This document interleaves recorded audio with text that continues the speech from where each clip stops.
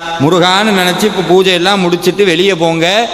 முருகன் சொல்லுவார், என்னை பார்க்க வந்தியா, நீதாயா என்னை பார்க்க வந்தன் மனசில் நினச்ச அடுத்த நிமிஷம் அப்படி ஒன்று பாஞ்சிக்கிட்டு போகும் வேலு. யாமிருக்க பயமே, யாமிருக்க பயமே.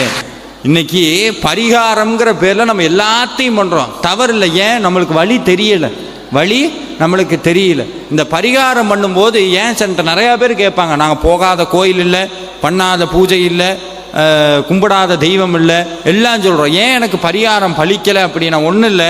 இன்றைக்கி நான் உங்கள்கிட்ட சொல்கிறேன், உங்களுக்கு ஏதோ ஒரு பிரச்சனை இருக்குன்னு வைங்க, உதாரணத்துக்கு கடன் தொல்லை தீரணும் அப்படின்னு ஒரு வச்சுக்குவோம், கடன் தொல்லை தீரணும், வேல்மாறல் படிங்க அப்படின்னு சொல்கிறேன். வேல்மாறல் படிக்கும்போது நீங்கள் என்ன நினச்சிட்டு படிப்பீங்க, எதை நினைப்பீங்க? கடனை நினைப்பீங்க.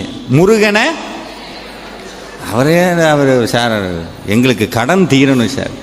ஒரு உண்மையை சொல்லட்டுமா, பூஜை பண்ணும்போது எதை நினைக்கின்றோமோ அது சாத்தியமாகும். நல்லா கவனிக்கணும். கோயிலுக்கு போகிறோம், எதிர்த்தாப்பில் ஒருத்தன் வரான், ஆகாத ஒருத்தன் வரான், இந்த வந்துட்டான், ஊர் அடித்து உலையில் போடுறவன், இவெல்லாம் சாமி கும்பிட வரான், இவன் சாமி கும்பிட்டு நாலு ஆக போதாக்கும், இவெல்லாம் இருந்து நாசமாக போகணும் கேட்டுரும் சாமிக்கு.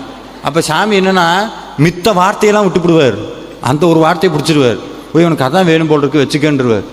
அப்போது எப்போவுமே எந்த இடத்துல, அதுவும் குறிப்பாக பூஜை நடக்கும்போதும் வழிபாடு நடக்கும்போதும் மனசில் நல்ல எண்ணங்கள், நல்ல எண்ணம் வரமாட்டேது சார்னா எதையுமே நினைக்கக்கூடாது, முருகனை மட்டுமே நினைக்கணும். ஏன் நான் பூஜையெல்லாம் எனக்கு பலிக்கலை, பண்ண பரிகாரமெல்லாம் பலிக்கலைன்னா ஒன்றே தான், பரிகாரங்கிற பேர்லையோ பூஜைங்கிற பேர்லையோ ஏதாவது பண்ணும்போது இறைவனை நினைக்கணும். நான் இறைவனை நினைக்கிறதுக்கு பதிலாக பூஜை பண்ணும்போதெல்லாம் என் கடன் தீரணும், கடன் கடன் கடன் கடன், திருப்பி என்ன ஆகும், அதுதான் வரும். ஒரு உண்மையை மீண்டும் உறக்கச் சொல்லுகிறேன், நீங்கள் அதிகமாக எதை சிந்திக்கின்றீர்களோ, அடிக்கடி மனசில் எது ஓடிக்கிட்டே இருக்கோ அது திருப்ப திருப்ப உங்ககிட்ட வந்துக்கிட்டே இருக்கும்.